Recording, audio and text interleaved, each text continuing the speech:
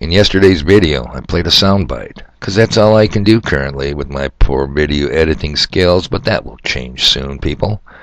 So in yesterday's audio, I featured Geordie Rose, co-founder of D-Wave and the manufacturer of quantum computers.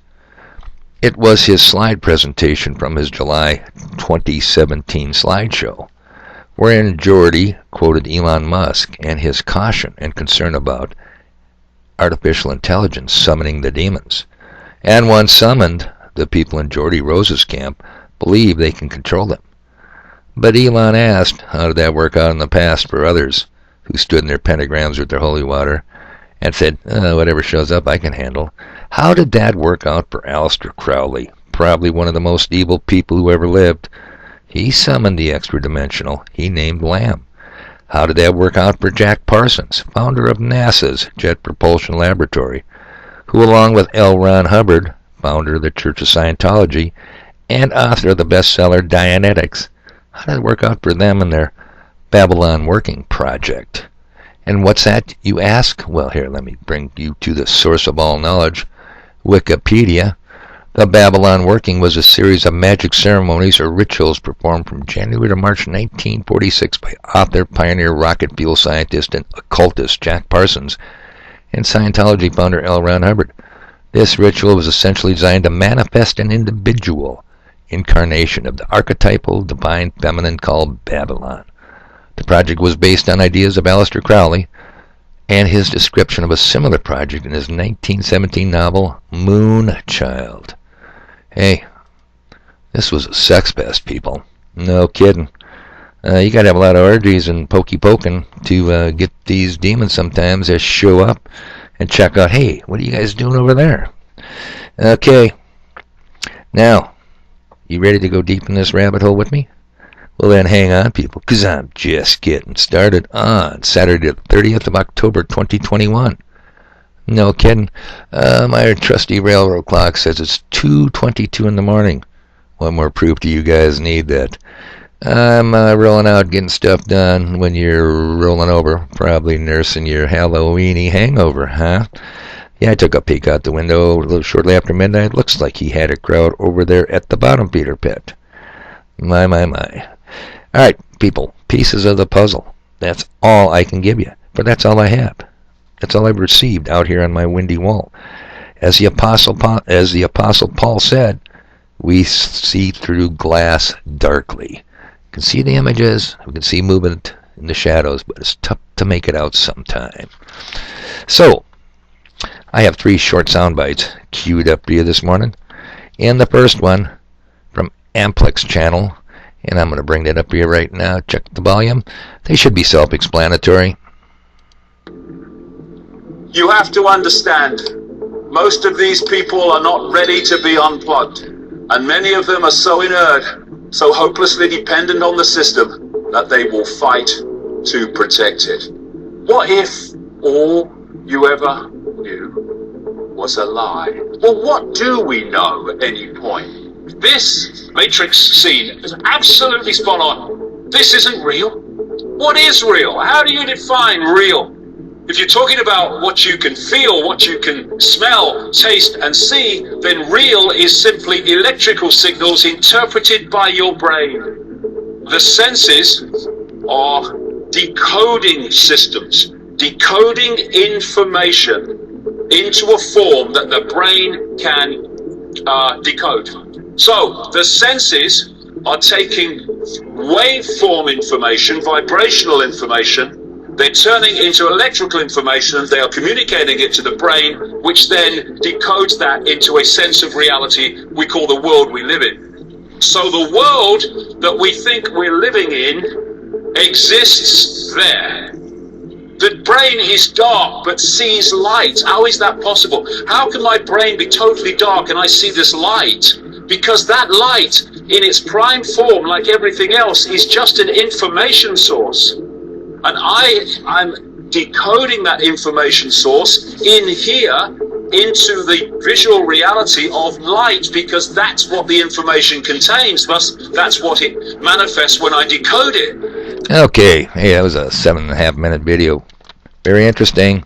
Food for thought, I say. The second one, from the Scariest Movie channel, was 5 years ago, shortly before Jordy Rose gave his slide presentation I featured yesterday. Let me bring this up. Hey guys, it's KJ from the Scariest Movie Ever channel on YouTube, and I want to talk a little bit in this video about one of my favorite subjects, and that's the idea of these shapeshifters. But what really are they? Reptilians? Fallen angels? Demons? Tares? Serpent seedline? Are there beings on this earth that live with us, that look like us? They have jobs, they have families. But they're not the same. There's something missing. A soul, perhaps.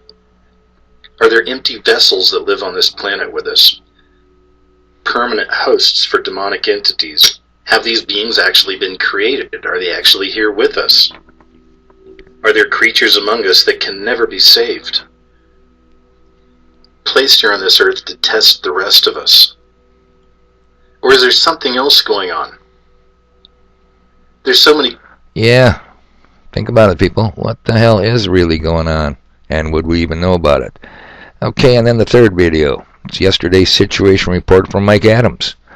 My older subs hopefully remember I started my channel on monetary realism and the mud floods years ago, a couple of years ago. And in the latter case, the mud floods, buried and hidden history, hidden from us. Hopefully you'll remember I featured the 1,500 Mormons or so who were driven out of Illinois and moved west in ox-drawn carts, settling in Salt Lake City, Utah, right around 1847, or so that's what we've been told.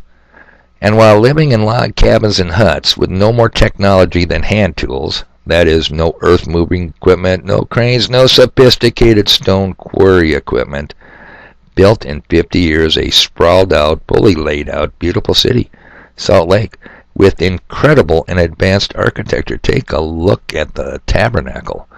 But that's not the only built-out of solid granite building in Salt Lake City, Utah. Our building style today is called brutal. We build cubes and boxes and rectangles. Shitty looking, if you want my opinion. But look at some of these. Take an aerial view of Salt Lake City and take a look at it. But not back then. They built beautiful cities. Go figure. Now the takeaway that I was trying to leave you with back then was the absolute impossibility of these primitive people building Salt Lake City in such a short period of time, so sprawled out. Absolutely ridiculous. Absurd. Yet that's what they want us to believe. No, those 1,500 inherited a fully constructed city, ready to occupy upon arrival. And it wasn't just Salt Lake, people, but all over the New World called America. Amaruku, if you remember that video.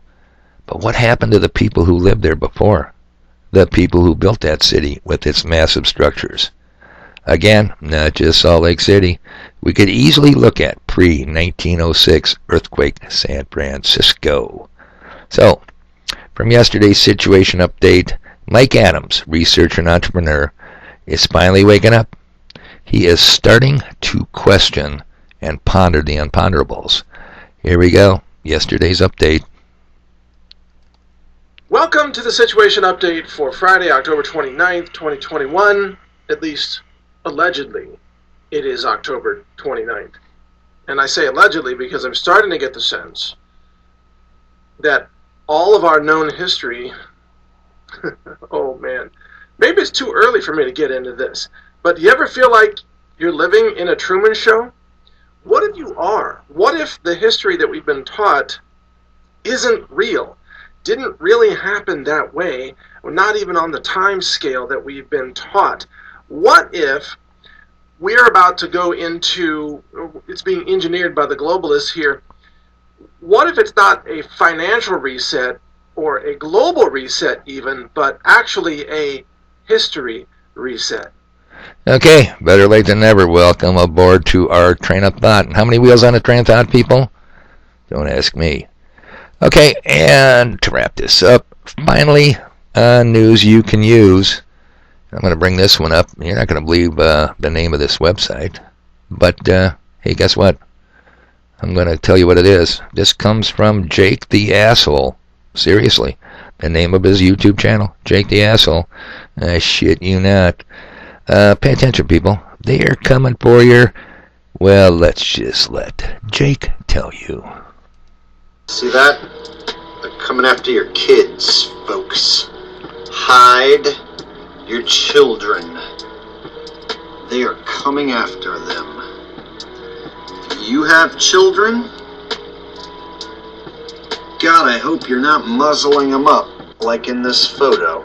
But if you have children, you better be protecting them at all times, because they are serious when they want your children to have this shit in their body. See this? I can't read this, otherwise the channel can get a you-know-what. See this? 6 to 11-year-olds. See that? CBS, CNN, NBC. What's the news report? Putting a chemical concoction into your child. Look, this one still has a chance. These ones, not so much. But you got this one back here. That represents me and you. FDA advisory panel has voted to recommend Pfizer's COVID vaccine for kids ages 5 to 11. Yeah. And it kind of ties into, again, see how these pieces all build upon each other, how you put them all together to make a picture. Kind of ties in again what Geordie Rose was building back in 2017 or telling about. In fact, I don't want to go back to that video, but they even have a new company getting more advanced in D-Wave. All right, people. So, well, yeah, they're coming for them. What are you going to do about it? I can only tell it. I can only point this stuff out. Hey, your house is on fire. You might want to look. Okay, so yesterday I went out to cut a load of firewood. See, I saved the fluff for last, so you want to skip this part, go feel free. Load 2 of about 25 needed. And at 9 a.m. it was kind of cold and windy. Now, I did not need many more sticks, any more pieces of wood to finish my load. Well, long story short, I was in a hurry. Getting cold and miserable, getting pissy. And I made a cut that I absolutely knew it would be problematic, and I was not disappointed. I was right again. Got the goddamn chain pinched and stuck. No tools, no wedges, no hammer, no backup chainsaw, even though I own 3 of the blasted things. No nothing to free the bar and chain. Now, you would think it was a newbie's first time out in the tree lines. I've done this for several years, and when you're cutting 25 loads a year, you're cutting some wood, people. So I took the saw apart and left the bar and chain hanging in the tree. Now, do you really think I'm going to tell you where it is so you can take a TikTok video or make a Facebook post? Not going to happen, people. At the break of day, I'm going back out to retrieve my dangling equipment and finish the load. Do I need to tell you? I've got stuff to do.